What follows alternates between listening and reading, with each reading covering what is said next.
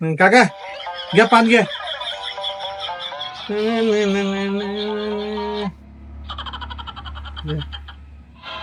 राम राम. अरे राम राम किसनरावला या. तुमची पानं काढलीच बघा. तुम्हाला मागची लांबच पाहिलं तुम्ही. याला भाज्याला हुशार आहे रे तू. मग एवढंच आहे का? लय टमाटमा बोलतो तू. का? हा? गावातले हुसरके मारतो म्हणे तू. नाही काय झालं काय? काय नाही विचारू का? हा, सांग बरं. हा. महाराष्ट्रामध्ये थंड हवेचं ठिकाण कुठलं? महाराष्ट्रातलं थंड हवेचं ठिकाण हम्म. माझं घर. हा?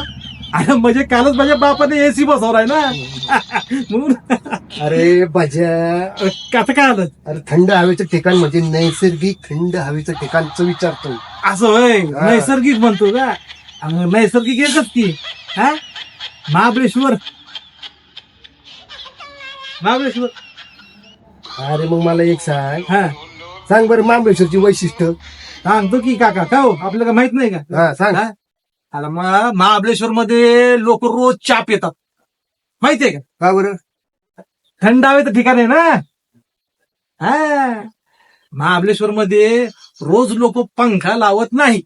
का बरं? येड आहे का काका? हे सांगते थंड हवेचं ठिकाण आहे ना. हो. आणि महाबळेश्वर मध्ये ना रोज लोक शेकोटी करतात. शेकोटी. अरे का? अरे येड आहे का काका? हे शाळा शिकले का रे बेन? हा? अरे थंड हवेचं ठिकाण नाही का? अरे भाज्या तुझ्या काय आईला तुझ्या